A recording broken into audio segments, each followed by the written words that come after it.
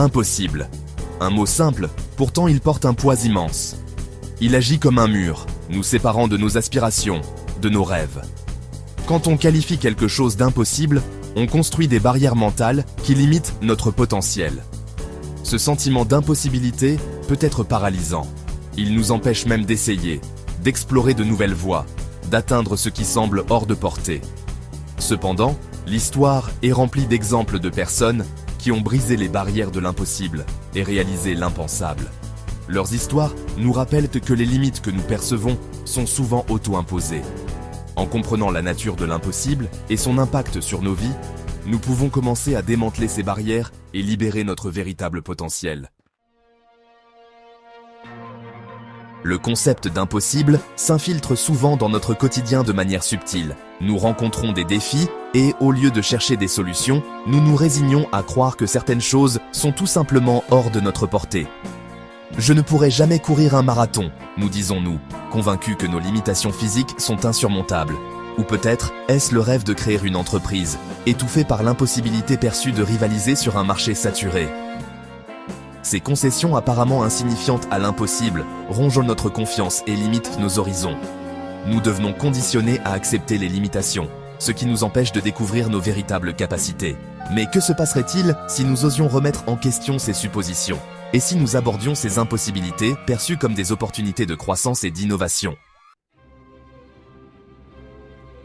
L'histoire regorge d'histoires de personnes qui ont osé défier la notion d'impossible. Ces récits nous montrent que ce qui semble irréalisable peut devenir réalité avec détermination et persévérance. Prenons l'exemple des frères Wright, à qui l'on a dit que le vol d'un engin plus lourd que l'air était un rêve impossible. Pourtant, ils ont refusé de laisser ces doutes les arrêter. Ils ont persisté, animés par leur vision et leurs convictions inébranlables. Leur travail acharné et leur innovation ont finalement conduit à ce premier vol historique en 1903, changeant à jamais le cours de l'aviation. Ou prenons l'exemple de Nelson Mandela, qui a passé plus de 2 décennies en prison pour sa lutte contre l'apartheid. Malgré des conditions extrêmement difficiles, il a maintenu son espoir et sa détermination. Malgré des obstacles apparemment insurmontables, il n'a jamais renoncé à sa croyance en une Afrique du Sud libre et égale.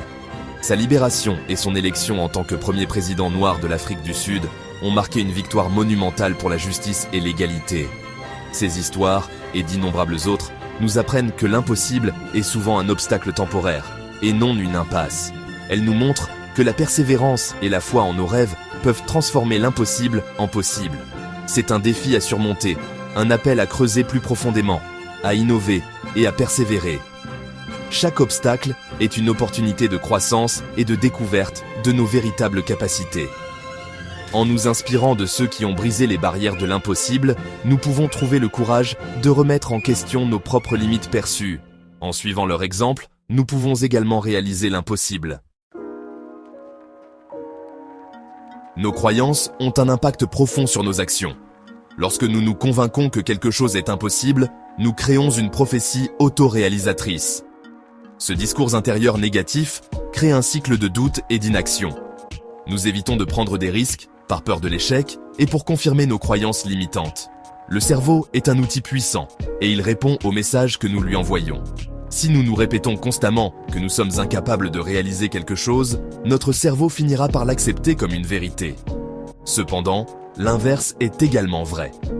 En cultivant un état d'esprit de possibilité, nous pouvons reprogrammer notre cerveau pour qu'il accepte les défis et recherche la croissance. Section 5. Se libérer. Passer de l'impossible au possible. Transformer notre relation avec l'impossible commence par la prise de conscience. Cela signifie reconnaître les pensées et les croyances qui nous retiennent. Souvent, nous ne réalisons même pas que nous avons accepté ces limitations comme des vérités absolues. Nous devons d'abord identifier les domaines dans lesquels nous avons accepté des limitations sans les remettre en question.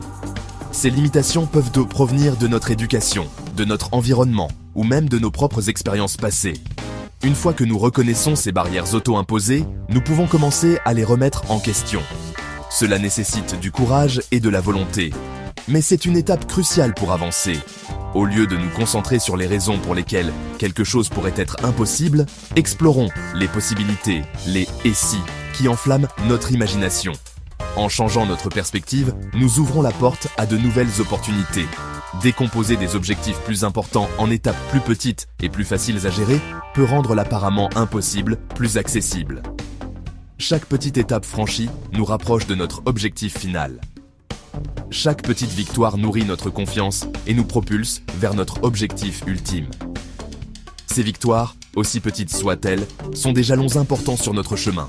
N'oubliez pas que le chemin vers l'extraordinaire est rarement linéaire.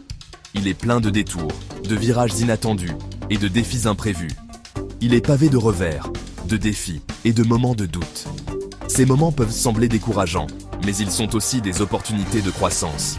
Mais c'est dans ces moments que notre résilience est mise à l'épreuve et que notre caractère se forge. En surmontant ces obstacles, nous devenons plus forts et plus déterminés à atteindre nos rêves. Section 6. Adopter l'échec. Alimenter le succès. Un partenariat nécessaire. La poursuite de toute entreprise digne d'intérêt implique inévitablement des revers. L'échec, cependant, ne doit pas être considéré comme un obstacle, mais plutôt comme un tremplin sur la voie du succès. Chaque échec offre de précieuses leçons et des perspectives qui peuvent nous guider vers une approche différente ou une meilleure solution. C'est par nos erreurs que nous apprenons, nous adaptons et nous grandissons. Accepter l'échec exige un changement de perspective. Au lieu de le considérer comme un reflet négatif de nos capacités, nous pouvons choisir de le voir comme une occasion de croissance et d'apprentissage. En recadrant notre relation avec l'échec, nous nous libérons de la peur de faire des erreurs, ce qui nous permet de prendre des risques calculés et de poursuivre nos objectifs avec une plus grande confiance. Section 7. Le pouvoir du « pas encore ». Adopter le chemin de la croissance. Ce concept simple mais puissant peut transformer notre façon de voir les défis et les obstacles. Face à un défi qui semble insurmontable, ajouter les mots « pas encore » à notre vocabulaire peut avoir un profond impact sur notre état d'esprit. Cela nous permet de reconnaître que, bien que nous ne soyons pas encore capables de surmonter cet obstacle, nous avons le potentiel de le faire avec du temps et des efforts. Je ne peux pas faire ça. Pas encore. Ces mots simples mais puissants nous rappellent que l'échec n'est pas permanent, mais une étape vers la réussite.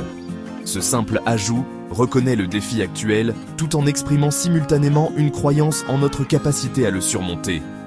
Il nous encourage à persévérer, à continuer d'essayer et à ne pas abandonner face aux difficultés. Les mots « pas encore » impliquent un cheminement, un processus d'apprentissage et de croissance. Ils nous rappellent que chaque pas que nous faisons nous rapproche de notre objectif, même si le progrès semble lent. Ils reconnaissent que nos capacités ne sont pas statiques, mais en constante évolution. Chaque expérience, chaque défi surmonté nous rend plus forts et plus résilients. En adoptant le pouvoir du « pas encore », nous déplaçons notre attention des limites du présent vers les possibilités de l'avenir. Nous commençons à voir les obstacles non pas comme des barrières, mais comme des opportunités de croissance.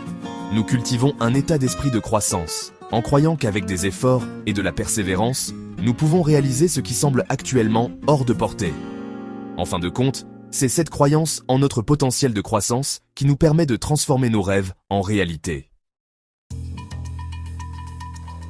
Section 8. Oser rêver. Un appel à l'action pour un monde impossible. Le monde est plein de possibilités qui attendent d'être libérées. C'est une toile sur laquelle nous pouvons peindre nos rêves, aussi audacieux soient-ils. Ne nous laissons pas enfermer par les limites de l'impossible. Remettons en question le statu quo, repoussons les limites de ce qui est considéré comme réalisable et aspirons à un monde où les rêves n'ont pas de frontières. Le chemin peut être ardu, mais les récompenses sont incommensurables. Car c'est en poursuivant l'impossible que nous découvrons notre véritable potentiel et laissons une marque indélébile sur le monde. Alors, je vous invite à oser rêver, à relever les défis qui vous attendent et à ne jamais laisser le mot « impossible » éteindre le feu de la possibilité qui brûle en vous.